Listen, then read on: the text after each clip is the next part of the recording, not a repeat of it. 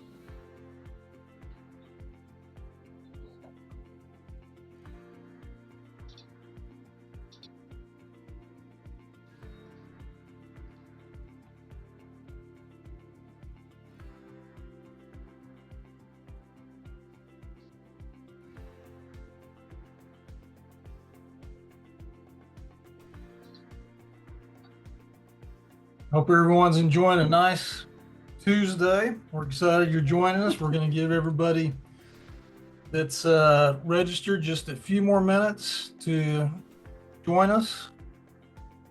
While we do, we got a beautiful video of Cleburne and the great opportunity we're going to be going through here in just a minute.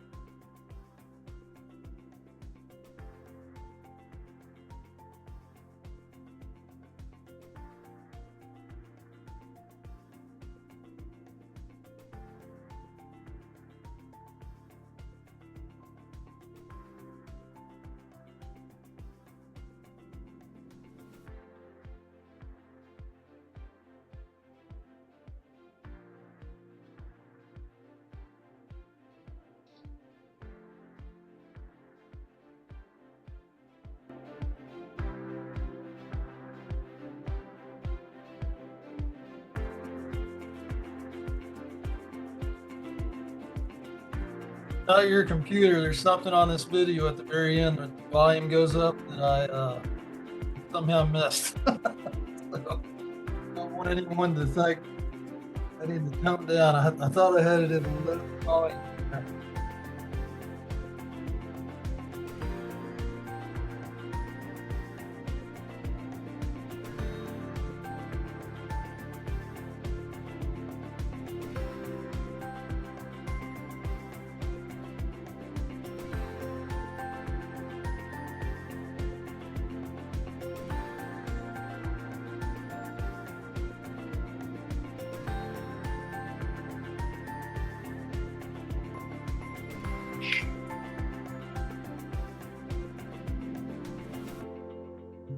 few more join us last minute, but I think we're good to go. I think we'll go ahead and hop off here. Welcome, everyone. I'm Shane Boring. Bryce Boring with Boring Co. is going to help me go through this webinar. We're very excited that you've taken a little time out of your Tuesday to join us, and we hope that it's going to be worth your while because we have a great opportunity for you. Before we get started, I'd like to introduce you to some very important people, everyone who is involved in bringing this deal to you, and give them just a quick second to say hello. We've got Matt Teifke here, who we're very excited. Matt. I'm happy to be here. Hi, everybody. Welcome. We got an exciting deal, and I'm in Corpus Christi, Texas. I got a real estate company out of Austin, and I'm excited to be here with this team and take down a great deal, exciting deal, good location. So we're going to jump into it. But hey, everybody, I'm always a call or text away. Thanks, Matt. We've got Brian Deering here in Austin with us. Brian. Hi, everyone. Welcome to our opportunity. Super excited to get started, and hope you're ready to take some notes. Yeah, and then we've got Jennifer Boble.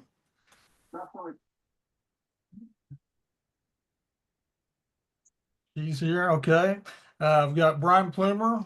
Brian and I have known each other for a long time and run some deals. So, Brian, He looks like he's in his car. Yeah, hello everybody. Welcome. I'm really pleased that you all make it to this. And as you get, I'm driving in spring break, so I'm taking the kids up to Keystone. I was hoping to be parked already, but I will be shortly, so I can you know listen in and partake fully on this webinar. But I hope y'all are as excited about Like this we're as I hitting, am. I you're think up it's in a the tremendous mountains a little too opportunity. high, Brian. I think we're breaking up a little bit there. Anyway, all right, we're gonna jump right into our slide deck here. Give me just 1 second. I get it. I thought my computer's running just, when you have to use your computer, all of a sudden it does things it's not supposed to. All right. So just hold on. It says my screen sharing is paused. I don't know. Let's try it again.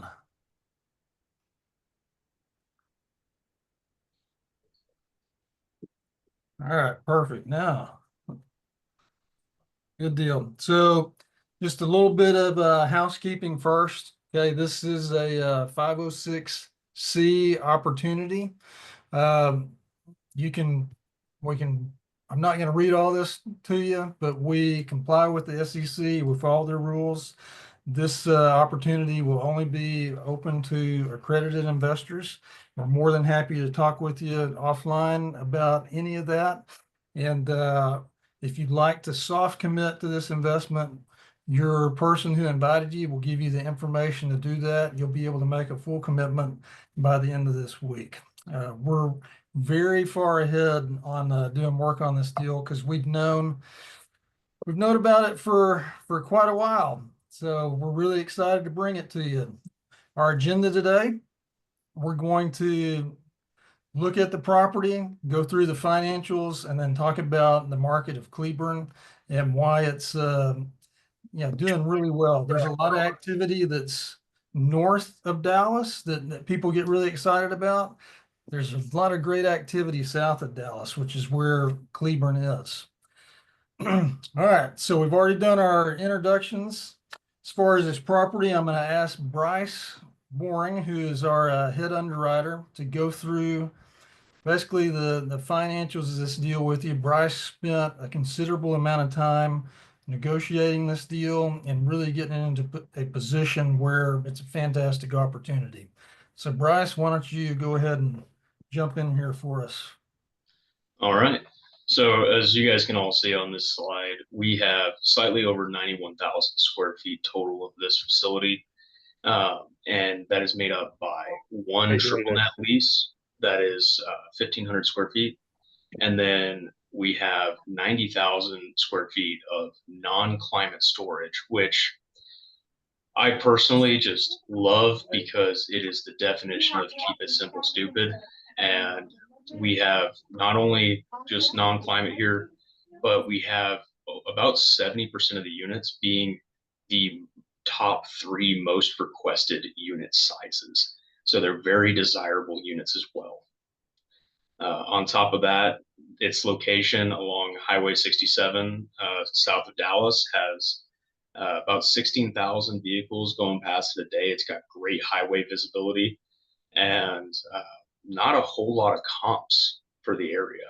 So the big one being that there's no REIT competition within 5 miles.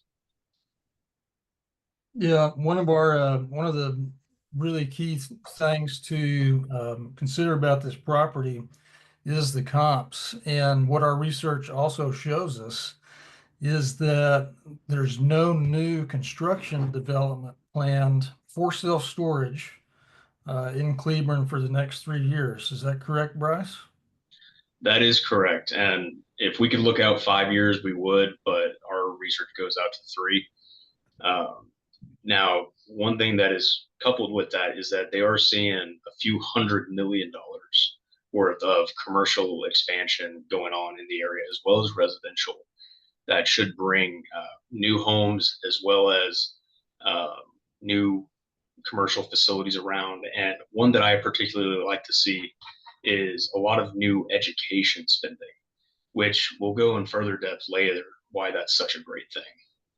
Yeah, so we're looking at some pictures of the property now, and for those that joined a little late, we had some video we're showing. We'll show that in a bit, but let's go ahead and let's dig into the financials, Bryce, and just jump into the pro forma.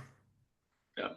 So right now, KO is experiencing great physical occupancy, but the economic occupancy is not quite there. You can see that in the top right of the slide here.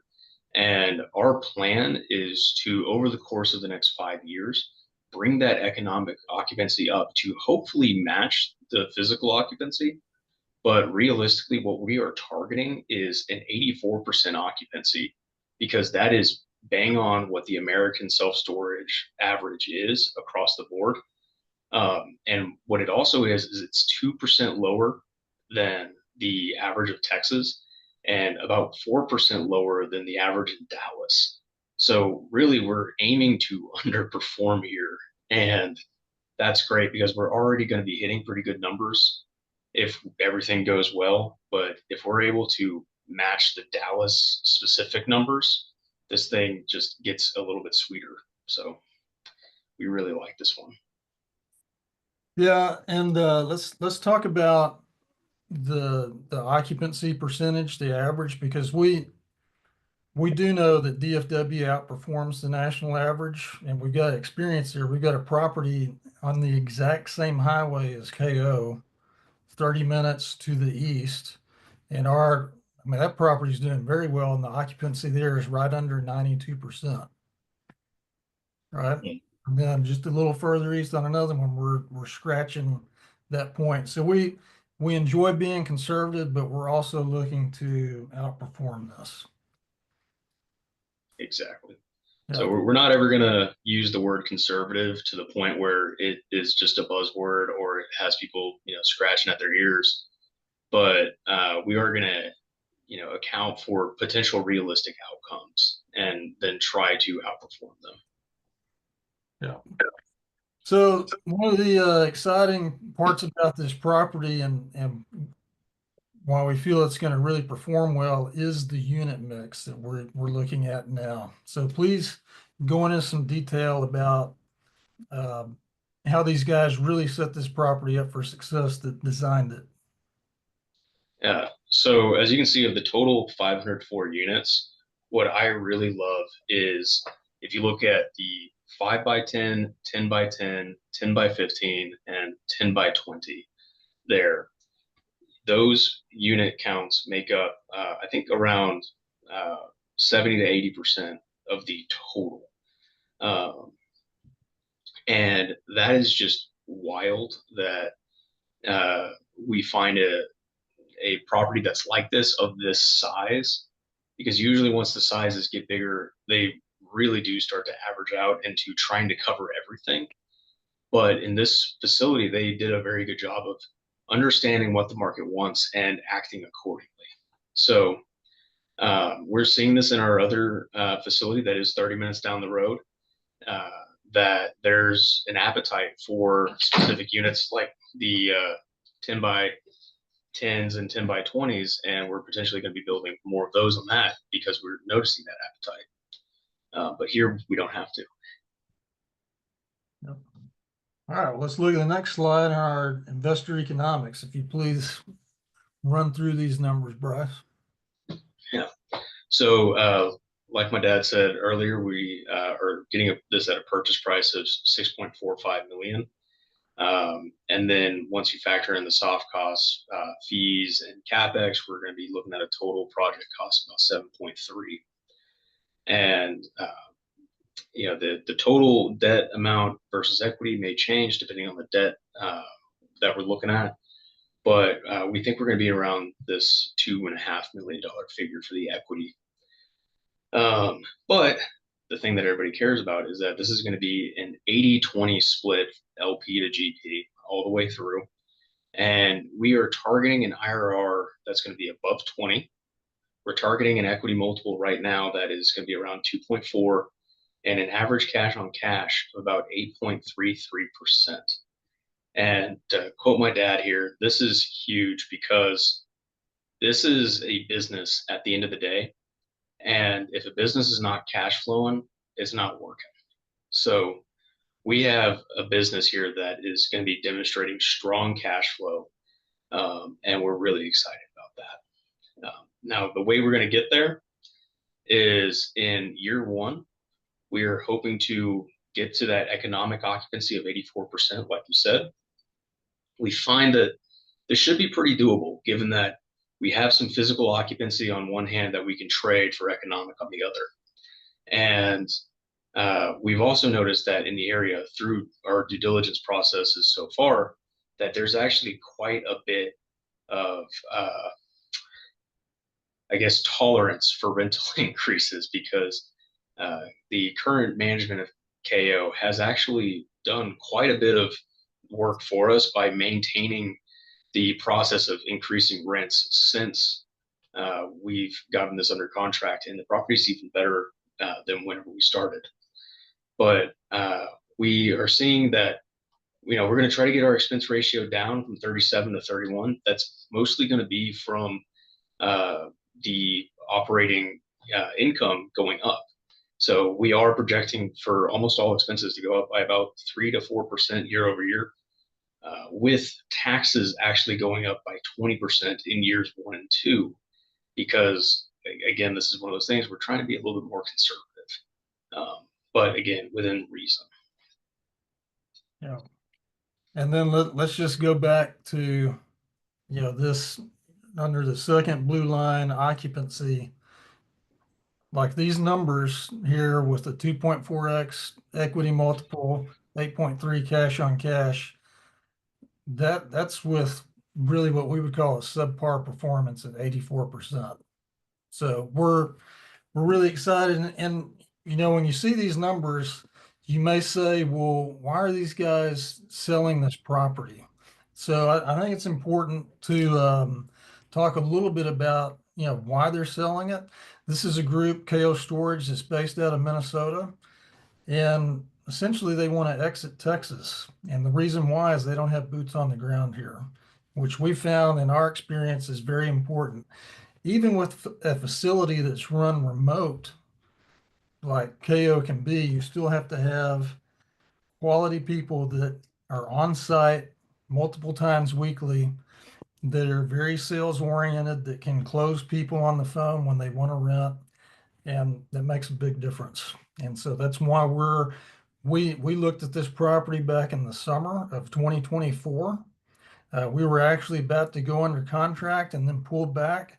They went under contract with someone else and the deal fell through. And so we had a lot of history about this facility that other operators didn't when it came back to market, right, Bryce? That's right. This property started off at a purchase price of around 7.3 or 7.4. So one of the cool things is we're now getting this at a discount of about 12%, which I know I love. I'm always hunting for a deal. But what, makes us even better is that not only are we getting this at a discount, but we're also going to be getting this property in a condition where it's making more money right now during the tail end of the slow season in self-storage than it did during the tail end of the peak season, at the end of July and into August. So that's something that I think is just absolutely fantastic from a sort of day one start. Yeah. Let's go ahead and take a look at just an investment example. In this example, we have the whole amount. We're always open to somebody just coming in and funding it all by themselves. But if that doesn't happen, we can break it down into smaller numbers too, right, Bryce? Yep. And the best part about this is if you look at this from a $100,000 example, it makes the math really easy. Year one, we're looking at a cash flow distribution of about $2,700 total, going up to about 6,500 in year two, 85, a little under 11,000, and a little over 13,000 in year five. After that, you'll receive the return of your investment, and then a portion that is 80% of the asset sale after broker fees, closing costs, all that sort of stuff are taken out. And we're aiming for a total investor return, for the about 2.5 put in for about 6 out. So we're pretty hopeful for those numbers, and we think that we can achieve them. Yeah, not a bad deal. We'll take all your questions. If you have any, go ahead and put them in the chat. And we're going to go into the actual market now of Cleburne and talk about some of the demographics that also make this very exciting. Little known fact about Cleburne, it's the home of the Gone with the Wind Museum. Okay. But more impressive than that are the demographics. And Bryce, income and the age of the population, those are two things that really stick out here. Go into a deep dive on that if you don't mind. Yeah. So the town of Cleburne has an income that is roughly 10,000 above the US average. And we really like that because it speaks to the tolerance for rate increases that we previously discussed. So it gives us a little bit more leniency and a little bit more ability to make the increases that we want potentially earlier on. Now, the other really cool thing about this is that the population is also 4 years younger than the US average. So that means we're seeing high income earning families that are moving out to Cleburne, starting families. And that's where I was talking about how we have quite a bit of education expenses going, is that Cleburne itself is preparing for a surge of people to move in. And similar to other towns, namely, we have Godley, that's just about a town or two over, where we could potentially see these towns going from a 3A school to a 5A or even a 6A, which means a graduating class increase of about 1,000 kids a year potentially. So that's absolutely huge. Yeah, I mean, 20 years ago it was Plano, right? Frisco. So if anyone has experience seeing that kind of growth, it's kind of looking the same way. I mean, you got just a few miles down the road, Jerry Jones has got a huge Blue Star residential development going in and Waxahachie, right? So there's a lot of money being pumped in really the whole DFW area. But south seems to be, people like to look more north, and we find better deals in the south. So yeah, let's take a look at the comps map. We talked about comps, and there's no REIT presence here, and there's no development that we can see for storage for the next 3 years. What did we learn on our comps, Bryce? So our comps in the area are right now about 15 or 16% higher than we are for our units. And the great thing about this too is that it has a strong correlation to the unit types that we have a lot of, right? So those 5x10s, 10x10s, 10x20s, they are a little bit higher potentially even than those 15 to 16%. And so it gives us a lot of room to really press forward initially. And we're seeing that even with the recent increases that the current management has made, we do still have quite a bit of room to grow.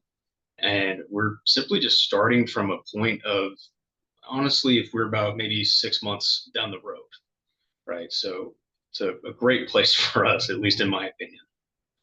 Now, I will say regarding the comps, I don't use this term as a derogative, but they are very mom and pop situations, right? We don't have a sophisticated REIT presence in the area.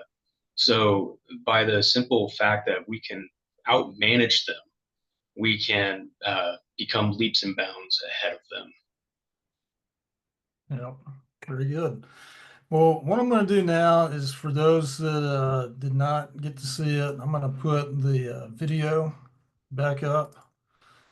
And while this is playing, because we've technically covered the deal with you, if you have any questions, please put those in the chat. We're more than happy to take a few questions. But here is a flyover KO, you'll see that it's, beautiful Class A facility. This section we're flying over now, that was the first section that was built by the original owners, and then KO purchased it about 5 years ago, and they added this second section here. One of the things we're going to do at the very back, you see an entrance. They've locked that off, so we're gonna open that up now. Here's some just video of the community of Cleburne, but it's just a really great place for business, and we're really excited about this property. Next steps for you would be, if you are interested and want more information, please reach out to the person who invited you to this webinar. They can get you any further information you need. If you'd like to go ahead and soft commit, we're accepting those. As soon as we open this up for funding, we expect it to move pretty quick, because this is a better deal than most out there. And the reason why, again, is because we've worked it for, a good 7-8 months, but probably 9, really, right, Bryce? I think July, so it's right around 8 or 9. Yeah. So Marguerite has a question, what the current occupancy percentage is. So physical and economic. Why don't we just give everyone those again where we currently are, Bryce? I believe the report from February, which I think is the last one we have, is 86% physical. So again, we have traded a little bit of that, but the economic has gone up from about 67 to around 70%, just based off of they're effectively making about 4% more income per month, right? So our goal was to increase by about 8% every single year. That way, we get to that 16%, as long as realistically the competition doesn't do anything for the next 2 years. We have 2 years to make it up. And then going forward, realistically, no one's not going to be holding their rents for 5 years. But what we have noticed is that in the self-storage space, people tend to increase rents by around it's anywhere from 6 to 9% every 6 to 12 months. And in the DFW area, we've noticed that there's usually quite a bit more that you're capable of. So we've aimed for about 8% per year. We have any other questions from anybody? All right, then we're going to go ahead and wrap things up today. We'll have this recording out to you if you need it as well. But we do thank you very much for joining us today. Encourage you to ask some questions about this deal if you're interested, and really see if it's the right fit for you. And have a great day and a great rest of your week. Everyone take care. Thanks, everybody.